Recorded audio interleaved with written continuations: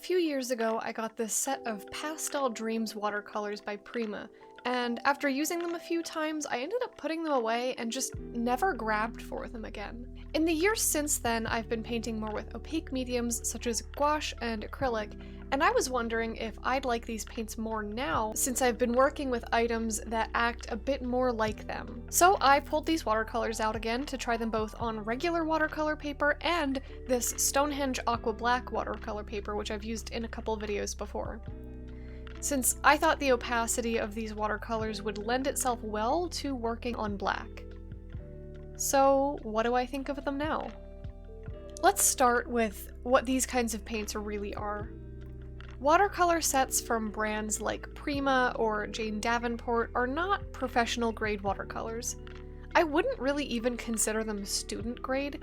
In my opinion, they're more like craft or hobby grade. Which is to say that the quality of these watercolors is not what you would find in sets meant for students or for professionals. They're meant for crafters, mixed media artists, sketchbook artists, etc. And they're very curated sets of colors, so they're not traditional mixing sets. While the watercolors are easy to activate and don't require tons of scrubbing to pick up color, the paints are chalky due to the filler, and often they're kind of chunky. You end up with particles in your brush that are hard to dissolve, and they can sometimes make their way onto the paper, resulting in chunks that stick to the paper. If you run your finger over the painting afterwards, sometimes it feels a little bit like sandpaper because of all those particles that didn't dissolve all the way. If you work with it and try to dissolve it more on the palette, sometimes you can get it to be a bit smoother. But I find that I always end up with bits of solid paint just chunked onto the paper, and it's kind of annoying. The paints are made with high amounts of filler and lower quality pigments than you'd find in artist watercolors, and often each pan color is made with a mix of multiple pigments. I have a whole video on how to read your paint tubes, and the information in that video often applies to watercolors that come in pan sets like the Winsor & Newton Cotman set. You'll usually find the same sort of information, but of note, there is no pigment information listed on this set, so there's no way of knowing what ingredients comprise these paints.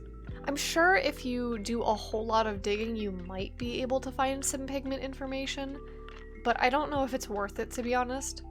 The high amount of filler and multi-pigment mixes make color mixing hard, as mixing paints together can often quickly result in muddiness. There's also a lot of white pigment mixed into each color, which gives it the pastel tones, but it also makes the paints rather opaque, which is not typically something that you would want to find in watercolors. There are opaque pigments in watercolors sometimes, but usually one of the reasons that artists gravitate towards watercolors is because of that transparency, and you don't get that in these paints. Due to the lower quality pigment, the light fastness of the paint is also pretty likely lower, meaning they'll fade quicker if they're exposed to sunlight. This makes the paints unsuitable for professional finished works. They're best used in a sketchbook where they'll be protected from the light. One of the things I also noticed is these paints lift very easily. Which is to say, if the paints are dry on the paper and you get them wet again in any way, whether by painting over top of them or getting a wet brush on them, they will reactivate and lift off of the paper. This is very similar to gouache, which does the same thing, but it can make layering a little bit more difficult.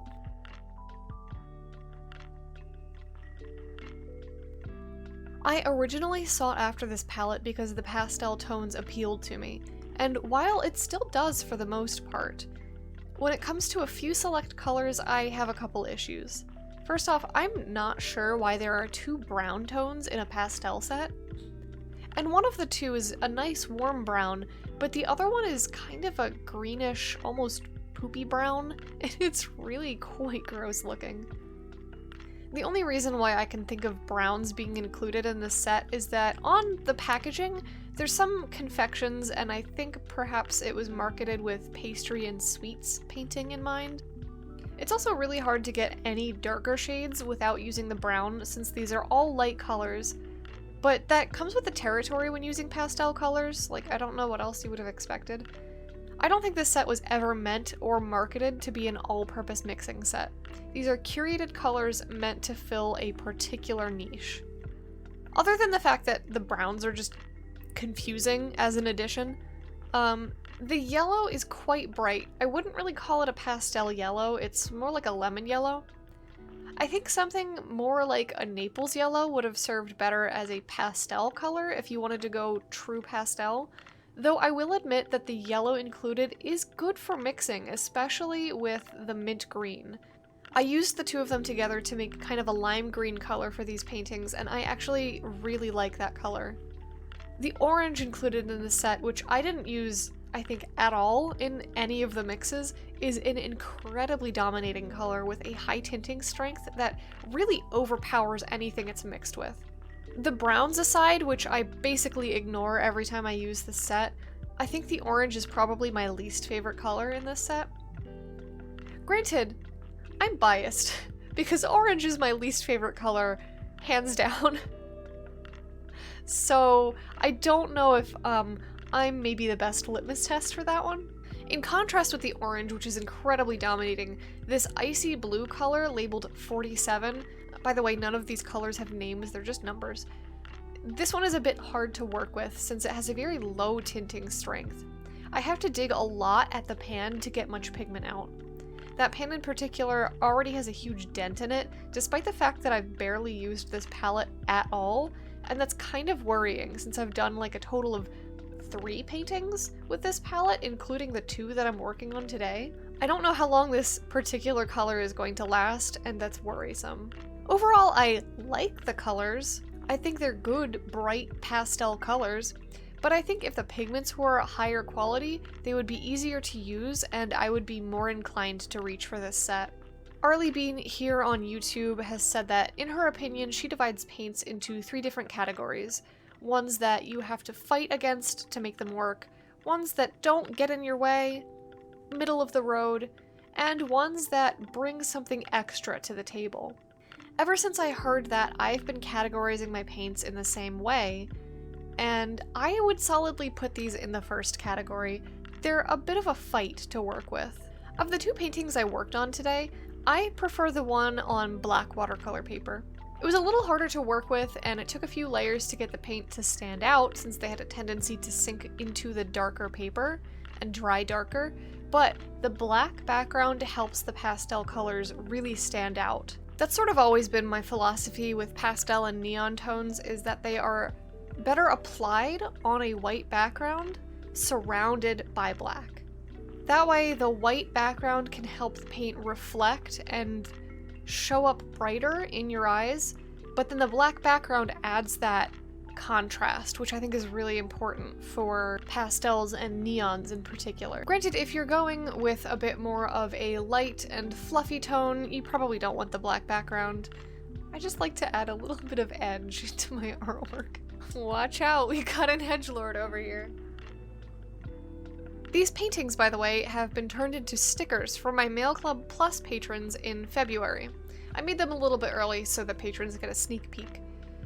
But they'll be available next month, and you can join the club at patreon.com/MadameBerry. I've got tons of rewards every month, including mini prints, phone and desktop wallpapers, behind the scenes, now stickers, charms, and more.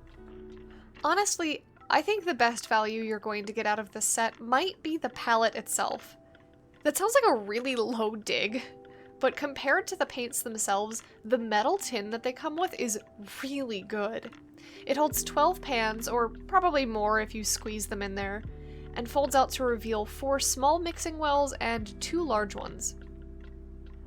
You can also remove the palette that the paints are housed in to reveal even more mixing space, though I've never done that personally, and it has a thumb ring on the bottom for on-the-go painting.